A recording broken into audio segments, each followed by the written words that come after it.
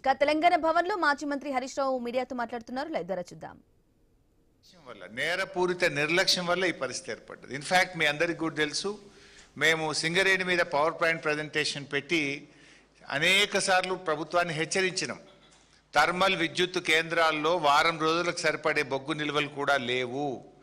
ఒకవైపు ఏమో మీరు బొగ్గు స్టాక్ ఉంది, 40 లక్షల మెట్రిక్ టన్నుల బొగ్గు స్టాక్ ఉందని చెప్తారు. కానీ విద్యుత్ కేంద్రాల్లో బొగ్గు లేదు, ఆగిపోయే ప్రమాదం ఉందని బీఆర్ఎస్ పార్టీ హెచ్చరిస్తూ వచ్చింది. అయినా మీలో ఉలుకు లేదు, పలుకు లేదు. ఇవాళ ప్రతిపక్షంగా మేము మిమ్మల్ని నిద్రలేపినా కూడా మీ నిర్లక్ష్యం వల్ల ఇవాళ రాష్ట్ర ప్రజలకు, రైతాంగానికి శాపంగా మారింది. వీళ్ళ తీరు వల్ల ఇవాళ రాష్ట్రంలో అనేక థర్మల్ విద్యుత్ కేంద్రాల్లో ఇవాళ విద్యుత్ ఉత్పత్తి నిలిచిపోయిన పరిస్థితి ఉంది. ఇది నేను మాటల్లో చెప్పడం లేదు, ఆధారాలతో మాట్లాడుతూ ఉన్నా. ఇవాళ రాష్ట్రంలో కొత్తగూడెం కానీ, కాకతీయ, భద్రాద్రి, యాదాద్రి అన్ని పవర్ సబ్ స్టేషన్లో, థర్మల్ పవర్ స్టేషన్స్లో ఈరోజు కూడా 6 నుంచి 7 రోజులకు మించి స్టాక్ లేదు.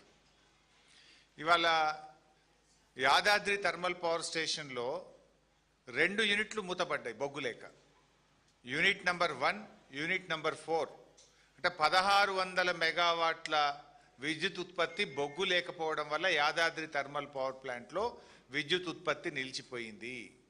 భద్రాద్రి థర్మల్ పవర్ ప్లాంట్లో 270 మెగావాట్ల పవర్ ప్లాంట్లో విద్యుత్ ఉత్పత్తి నిలిచిపోయింది. అంటే బొగ్గు కొరత వల్ల కొంత, నిర్వహణ వైఫల్యం వల్ల కొంత, ఇవాళ రాష్ట్రంలో విద్యుత్ ఉత్పత్తి ఆగిపోయి అప్రకటిత కోతలకు నిలయంగా ఈరోజు తెలంగాణ మారింది. మొత్తం నిజంగా ఈరోజు అసలు విద్యుత్ కోత ఎందుకు ఉండాలండి? ఇదేం సీజన్ కాదు, ఎండాకాలం అంతకంటే కాదు. వాస్తవానికి లోడు కూడా హార్డ్లీ 15,000 మెగావాట్లు ఉంది. మన రాష్ట్రంలో చూస్తే మన 7,000 మెగావాట్లు థర్మల్ విద్యుత్తు స్థాపిత సామర్థ్యము, 5,000 మెగావాట్లు సోలార్ సామర్థ్యము, మరో 3-4 మెగావాట్లు 3-4 మెగావాట్లు సెంట్రల్ గవర్నమెంట్ నుంచి కూడా మనకు వస్తుంది. సరిపడా విద్యుత్ సామర్థ్యం కలిగి ఉన్న తెలంగాణ. కానీ మీ నేరపూరిత నిర్లక్ష్యం వల్ల, బొగ్గు నిల్వలు లేకపోవడం వల్ల, నిర్వహణ వైఫల్యం వల్ల ఇవాళ కరెంటు ఉత్పత్తి జరగడం లేదు.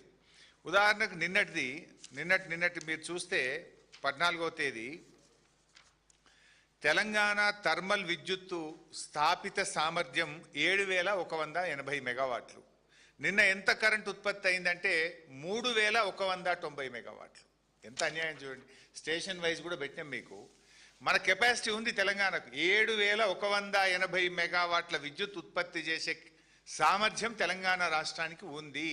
ఇది గౌరవ కేసీఆర్ గారు, బీఆర్ఎస్ ప్రభుత్వం చేసిన కృషి. 4,000 మెగావాట్లు యాదాద్రి చేసినాము, అక్కడ భద్రాద్రి చేసినాము. కానీ మేము కట్టిన ఇల్లు పెట్టిన పొయ్యోలే ఇచ్చిపోతే నడపశాతకానికి గవర్నమెంట్ ఏంది? ఇది నిన్నటిది. This is not my figure, ఇది ఆన్లైన్ ఫిగర్. నిన్న 7,180 మెగావాట్ల సామర్థ్యం తెలంగాణకు ఉంటే వీళ్ళు ఉత్పత్తి చేసింది 3,190 మెగావాట్లు.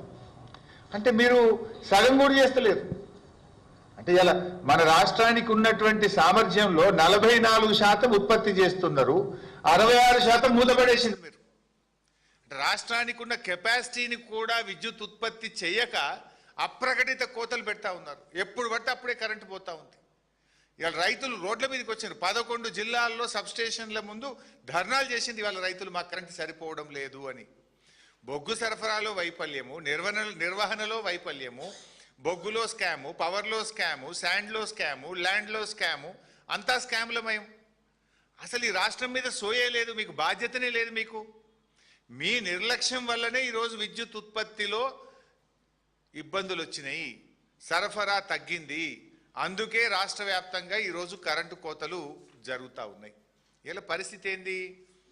ఒకవైపు వర్షాలు పట్టలేవు, ఎలినినో వస్తుందని 3 నెలల కిందనే ప్రపంచం చెప్పింది, కేంద్ర ప్రభుత్వం చెప్పింది, శాస్త్రవేత్తలు అందరూ కూడా చెప్తున్నారు. మరి మీ ముందస్తు ప్రణాళిక ఉండొద్దా? మీకు ముందు జాగ్రత్త చర్యలు ఉండొద్దా? ఇలా రిజర్వాయర్లలో నీటి నిల్వ సామర్థ్యం 33% ఉంది తెలంగాణలో, దేశంలోనే అతి తక్కువ. హైడల్ పవర్ ఉత్పత్తి చేద్దామంటే నీళ్లు లేవు, థర్మల్ పవర్ ఉత్పత్తి చేద్దామంటే బొగ్గు లేదు. అంటే అసలు ఏం చేస్తున్నారు మీరు? గవర్నమెంట్ నడిపే వాళ్ళకు ఇలా మరి నీళ్లు లేవు, హైడల్ పవర్ ఉండదు ఈసారి, మరి కనీసం థర్మల్ పవర్ అన్న 100% ఉత్పత్తి చేయాలి, దానికి బొగ్గు నిల్వలు స్టాక్ పెట్టుకోవాలి అనే సోయి చేయాల్సిన బాధ్యత లేదా? బొగ్గు మంత్రి, విద్యుత్ మంత్రి రెండు బట్టిగారే కదా. ఆనాడు కేసీఆర్ గారు ఉదయం లేవగానే ఖచ్చితంగా రాష్ట్రంలో కరెంటు సరఫరా మీద 5 నిమిషాలు రివ్యూ చేసినాకనే ఆయన దినచర్య ఆ రోజు ప్రారంభమయ్యేది. కానీ ముఖ్యమంత్రికి, ఉప ముఖ్యమంత్రికి కనీస సోయి కూడా లేకుండా పోయింది.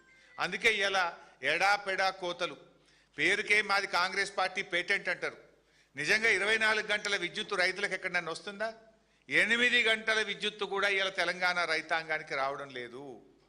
కరువు వస్తుందని ఎప్పటి నుంచో చెప్తున్నా కూడా ఈ ప్రభుత్వానికి నీళ్లు ఎత్తడం మీద ధ్యాస లేదు, విద్యుత్ ఉత్పత్తి మీద ధ్యాస లేదు. వీళ్ళ ధ్యాస అంతా దేని మీద అంటే కమిషన్ల మీద, కొట్లాటల మీద తప్ప ఇవాళ ప్రజల మీద, రాష్ట్రం మీద, విద్యుత్ ఉత్పత్తి మీద, గోదావరి జలాలు ఎత్తడం మీద వీళ్ళకి ధ్యాస లేకపోవడం వల్లనే రాష్ట్రంలో ఈరోజు ఈ ఇబ్బందులు వస్తూ ఉన్నాయి. ఇవాళ మెదక్, సంగారెడ్డి, సూర్యాపేట, కరీంనగర్, ఆదిలాబాదు, వరంగల్, బట్టిగార్ జిల్లా, ఖమ్మం ఇట్లా అన్ని జిల్లాల్లో కూడా రైతులు రోడ్ల మీదకి వచ్చినారు. కరెంటు ఇలా రైతులకు 7-8 గంటల విద్యుత్ సరఫరా కూడా ఈరోజు జరిగినటువంటి పరిస్థితి లేదు. ఒక్క నిమిషం ఆ వీడియో కూడా రాష్ట్ర వ్యాప్తంగా జరిగిన ధర్నాలు ఈరోజు జరిగిన వీడియో కూడా మీకు 1 మినిట్ చూపిస్తాం.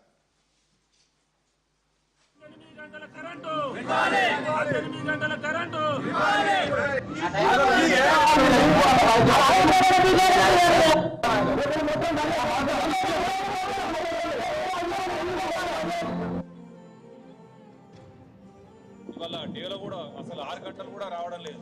ఎందుకంటే ప్రతిరోజు ఆ విద్యుత్ అధికారులు అడిగితే ఇవాళ మెయింటెనెన్స్ ఉందన్నాడు, లేకపోతే సబ్స్టేషన్లో రిపేర్ చేస్తున్నాం, ఇది చేస్తున్నాం, వారం రోజుల నుంచి ఇదే వాళ్ళు చెప్తా ఉన్నారు.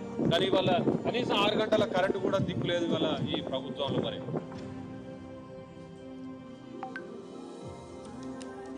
చెప్పారు సార్, చెప్పారు.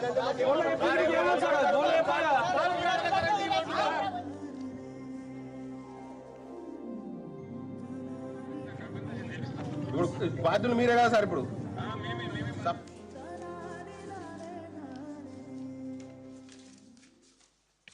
సో ఈరోజు అంటే అవకాశం ఉండి ఇక్కడ కొత్తగా ప్లాంట్లు పెట్టాల్సిన అవసరం లేదు. కేసీఆర్ గారు ముందు చూపుతో 4000 మెగావాట్ల యాదాద్రి థర్మల్ పవర్ ప్లాంట్ పెట్టాం, 1200 మెగావాట్ల భద్రాద్రి థర్మల్ పవర్ ప్లాంట్ పెట్టినాం. సోలార్ 4000 మెగావాట్ల సోలార్ సామర్థ్యం. Almost Telangana installed capacity is 23,000 megawatts. ఈరోజు లోడ్ ఎంత ఉన్నది? 14,000, 15,000 ఉన్నది. 23,000 మెగావాట్ల సామర్థ్యం తెలంగాణకు ఉంటే 14,000-15,000 మెగావాట్ల లోడ్ లేదు. ఇలా ఎందుకు కరెంట్ కట్ చేస్తున్నారు? అంటే 7,180 మెగావాట్ల థర్మల్ పవర్ రావాల్సిన చోట 3,190, 44% థర్మల్ విద్యుత్తు మీరు ఉత్పత్తి చేస్తున్నారు. అంటే దీనికి కారణం ఏంది? బయట కరెంటు కొంటున్నారు. ఇవాళ రోజుకు 80 మిలియన్ యూనిట్ల కరెంటు పవర్ ఎక్స్చేంజ్లో కొంటున్నారు.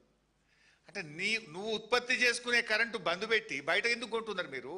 ఈ భారం వినియోగదారులు, ప్రజలు, పారిశ్రామికవేత్తలు ఎందుకు భరించాలి? యూ హ్యావ్ ద కెపాసిటీ, కానీ బొగ్గు లేదు అని చెప్పి తాళం వేస్తున్నారు, బంద్ పెడుతున్నారు. బంద్ పెట్టి ఏం చేస్తున్నారు? బయట 80 మిలియన్ యూనిట్ల కరెంటు కొంటున్నారు ఒక రోజుకు ప్రైవేట్ ఎక్స్చేంజ్లో, అడ్డగోల్ కాస్ట్ పెట్టుకుంటున్నారు. అసలు ఇది ఎంత నిర్లక్ష్యం! ప్రభుత్వం చేతగానితనం వల్ల, సోయి తప్పడం వల్ల, ముందు జాగ్రత్త లేకపోవడం వల్ల, ప్రణాళిక లేకపోవడం వల్ల, ప్లానింగ్ లేకపోవడం వల్ల ఇవాళ ప్రజలు కోతలతో ఇబ్బంది పడుతున్నారు, రైతులు రోడ్లెక్కుతున్నారు. ఇవాళ రాష్ట్రం మీద, కన్జ్యూమర్స్ మీద విపరీతమైనటువంటి భారం పడతా ఉంది. ఇవాళ ఇంకా ఒక ఇంపార్టెంట్ పాయింట్ కూడా నేను ప్రభుత్వాన్ని అడగదలుచుకున్నా, ప్రజల ముందు కూడా పెట్టదలుచుకున్నా.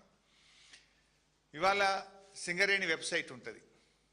సింగరేణి వెబ్సైట్లో మొన్న జనవరి వరకు రోజు ఎంత ప్రొడక్షన్ అవుతా ఉంది, అందులో గ్రేడ్ ఏంది, G5, G6, G7, G8, G12 ఎంత, G14 ఎంత, G13 గ్రేడ్ కోల్ ఎంత ఉత్పత్తి అయింది అనేది ప్రొడక్షన్ డీటెయిల్స్ బీఆర్ఎస్ హయాంలో ఓపెన్గా కనబడేది, నో సీక్రెట్. కానీ అలా కాంగ్రెస్ రాగానే ఆ వెబ్సైట్ క్లోజ్ చేసేసారు. అసలు ఏ రోజు ఎంత కోల్ ఉత్పత్తి అవుతుంది, ఎంత స్టాక్ ఉంది, supply details and coal quality, ఇది ఏది కూడా ప్రజలకు కనబడకుండా దాన్ని ఆ వెబ్సైట్ని క్లోజ్ చేసింది. అంటే పారదర్శకత లోపించింది. చెప్పుకుండేమో ప్రజాపాలన, చేసేదంతా చీకటి పాలన, పారదర్శకతనే లేదు ఈ ప్రభుత్వంలో. ఇవాళ ఏం జరుగుతుంది? క్వాలిటీ కోల్, మంచి కోల్ నైనీ బ్లాక్లో కానీ సింగరేణిలో వచ్చే మంచి బొగ్గును తమిళనాడుకు, కర్ణాటకకు, ప్రైవేటు ఐరన్ ఓరు స్టీల్ మ్యానుఫ్యాక్చరర్స్కు, ఆంధ్రప్రదేశ్కు, ఇతర రాష్ట్రాలకేమో మంచి బొగ్గు అమ్ముతారు. తెలంగాణకేమో స్క్రాప్ బొగ్గు, పనికిరాని బొగ్గు. మన సింగరేణి మనకు పనికిరాని బొగ్గు పంపుతుంది. రోజుకు 100 రేకులు వస్తే 70 రేకులు రిజెక్ట్ అవుతున్నాయి, 30 రేకులే పాస్ అవుతున్నాయి. ఇలా మంచి క్వాలిటీ బొగ్గు మన సింగరేణి మన తెలంగాణలో ఉంటుంది, మనకు నాణ్యమైన బొగ్గు రాదు. తమిళనాడుకో, స్టీల్ ప్లాంట్లకో, ప్రైవేట్ ఆపరేటర్లకో, కర్ణాటకకో, ఆంధ్రప్రదేశ్కి ఏమో మంచి బొగ్గు పోతుంది, తెలంగాణకు రిజెక్టెడ్ బొగ్గు వస్తున్నది. దానివల్ల ఇవాళ థర్మల్ కేంద్రాల్లో విద్యుత్ ఉత్పత్తి ఆగిపోతున్నది. అసలు ఎంత బొగ్గు ఉత్పత్తి అయింది, ఏ క్వాలిటీ బొగ్గు ఉత్పత్తి అయింది, ఏ రాష్ట్రానికి ఎంత పోతుందని వెబ్సైట్లో కనబడేదాన్ని మూసేసిండ్రు, ప్రజలకు కనబడకుండా చేసిండ్రు. నాకు అర్థం కాక అడుగుతా, మన రాష్ట్ర అవసరాలు పక్కన పెట్టి మన రైతులను చీకట్లో నెడుతూ, మన ప్రజలకు కరెంటు కోతలు పెడుతూ, మన బొగ్గు పక్క రాష్ట్రాలకు బొగ్గుడైంది, తెలంగాణకు బొగ్గు లేకపోవడం ఏంది అంటే ఇది ప్రభుత్వ వైఫల్యం. ఈ ప్రభుత్వంకు రైతులంటే పట్టదు, రైతులంటే ఒక నిర్లక్ష్యం అనేటువంటిది చాలా స్పష్టంగా ఈరోజు మనకు దీన్ని బట్టి కనబడతా ఉంది. ఈరోజు మరో ముఖ్యమైన విషయం కూడా ఏంటంటే, ఇంత కరెంటు ఇలా బయటకు వెళ్ళి కొంటా ఉన్నారు. ఎందుకు కొనాల్సి వస్తుంది? నీకు సామర్థ్యం ఉండంగా నీ దగ్గర సింగరేణి పెట్టుకొని నువ్వు నీ బొగ్గు సరఫరా చేయక నువ్వు బయట ఎందుకు కొనాల్సి వస్తుంది? ఈ భారం అంతా ప్రజలు ఎందుకు భరించాలనో ఇలా రాష్ట్ర ప్రభుత్వం సమాధానం చెప్పాలి. ఎందుకు 44% ఉత్పత్తి చేస్తుండ్రు, 66% థర్మల్ పవర్ ప్లాంట్లు ఎందుకు మూత వేసినారో రాష్ట్ర ప్రజలకు సమాధానం చెప్పాలి. ఎందుకు ఈరోజు రైతాంగానికి 8 గంటల కరెంటే సరఫరా చేస్తుండ్రు, చెప్పుడేమో పేటెంట్ అని 24 గంటల కరెంటు మేమే ఇచ్చినామని గప్పాలు కొట్టే మీరు ఇవాళ తెలంగాణ రైతాంగానికి ఎందుకు 8 గంటల సరఫరా చేయలేకపోతున్నారో కూడా ఇవాళ సమాధానం చెప్పాలి. ఇవాళ రాష్ట్రంలో లో వోల్టేజ్తోని రైతుల మోటార్లు, ట్రాన్స్ఫార్మర్లు విపరీతంగా కాలిపోయి రైతులు బాగా ఇబ్బంది పడుతున్నటువంటి పరిస్థితి ఉంది. మీ ప్రభుత్వం వచ్చినాక అన్ని కోతలే. రుణమాఫీ చేస్తామన్నారు, సగం మంది రైతులకు కోత పెట్టిండ్రు. రైతు భరోసా మేము 15,000 ఇస్తామన్నారు, 3 సీజన్లకు రైతు భరోసాలో కోత పెట్టిండ్రు. యూరియా ఎరువుల సరఫరాల్లో కోతలు పెట్టినారు. పంటల బోనస్లో 2 యాసంగి పంటలకు కోత పెట్టినారు. ఇలా వ్యవసాయానికి 24 గంటల కరెంట్ ఇచ్చేది ఉంటే ఇలా 12 నుంచి 16 గంటలు కోత పెట్టి రైతులకు 8 గంటల కరెంట్ ఇస్తున్నారు. కరెంటులో కూడా కోత పెట్టిండ్రు. ఫైనల్గా మీది ఏంటంటే కోతల సర్కారు, వాతల సర్కారు. కోతలు ఎక్కువ, వాతలు ఎక్కువ. ఇలా వాతలు ఎన్ని పెట్టిండ్రు? మోటార్ సైకిల్ కొంటే ట్యాక్స్ పెంచిండ్రు, విస్కీ బీర్ల మీద ట్యాక్స్ పెంచిండ్రు, రిజిస్ట్రేషన్ భూముల ధరలు పెంచిండ్రు. ఇప్పుడు ఇక భూమి పన్ను కూడా వేస్తారట. ఇంకా అటు వాతలు పెడుతుండ్రు, ఇటు ఉన్న పథకాల్లో, సంక్షేమ పథకాల్లో కోత, రైతులకు అందేటువంటి వివిధ కార్యక్రమాల్లో కోతలు పెట్టేటువంటి కార్యక్రమంలో ఈ ప్రభుత్వం ముందుకు పోతా ఉంది. అదేవిధంగా ఇండస్ట్రీస్లో చూస్తే ఓపెన్ యాక్సెస్ కింద మేము ఇండస్ట్రీస్ గ్రీన్ పవర్ తెచ్చుకోవచ్చు అని ఒక గ్రీన్ ఎనర్జీ పాలసీ తెచ్చింది ఈ ప్రభుత్వం. 3,000 మెగావాట్లకు పారిశ్రామికవేత్తలు దరఖాస్తులు పెట్టుకున్నారు. ఎందుకు అప్లికేషన్లు క్లియర్ చేస్తలేరు? ఎంత ఒక మెగావాట్కి ఎంత రేటు ఆఫ్ ద రికార్డు, ఎంత కమిషన్ రేట్ ఫిక్స్ చేసిండ్రు? ఆ కమిషన్లు ఇవ్వనందుకే ఆపుతున్నారా?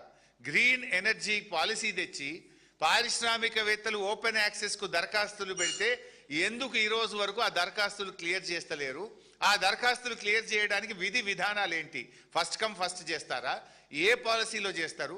ఎందుకు చేయడం లేదు? ఒకవేళ ఓపెన్ యాక్సెస్లో ఈ 3,000 మెగావాట్లు ఇండస్ట్రీస్కి ఇచ్చుంటే ఇలా లోడ్ తగ్గుతుండే కదా. వాళ్ళు బయటకు వెళ్ళి తెచ్చుకుంటే, గ్రీన్ ఎనర్జీ తెచ్చుకుంటే, వాళ్ళ సొంత ఎనర్జీ తెచ్చుకుంటే ఇవాళ ఈ రాష్ట్రం మీద భారం తగ్గుతుండే కదా. 1 సంవత్సరం నుంచి అప్లికేషన్లు పెండింగ్లో పెట్టి కమిషన్ల కోసం కక్కుర్తుబడి ఇవాళ గ్రీన్ ఎనర్జీ పాలసీని ఆపినరు. ఓపెన్ యాక్సెస్ పాలసీ కింద పారిశ్రామికవేత్తలకు కూడా ఇవ్వకుండా ఆపుకొని పెట్టుకున్నారు. ఇవాళ ఫైనల్గా మా డిమాండ్ ఒకటే, థర్మల్ విద్యుత్తును పూర్తి స్థాయిలో ఉత్పత్తి చేయండి. నాణ్యమైన బొగ్గు సరఫరాను సింగరేణి నుంచి యుద్ధ ప్రాతిపదికన థర్మల్ ప్లాంట్లకు చేయండి. రాష్ట్రంలో రైతాంగానికి ఇప్పటికే మీరు కాళేశ్వరం నీళ్ళెత్తక అటు కరువు కోరల్లో చిక్కుకున్న రైతులకు నాణ్యమైన 24 గంటల విద్యుత్ సరఫరా చేయాలని, రైతాంగాన్ని ఆదుకోవాలని రైతుల పక్షాన బీఆర్ఎస్ పార్టీ డిమాండ్ చేస్తుంది. కరెంటు సరఫరాలో ప్రభుత్వం వెంటనే చర్యలు తీసుకోకపోతే రైతుల పక్షాన బీఆర్ఎస్ పార్టీ పెద్ద ఎత్తున పోరాటానికి శ్రీకారం చుడుతుందని ఈ ప్రభుత్వాన్ని హెచ్చరిస్తున్నాం. Thank you.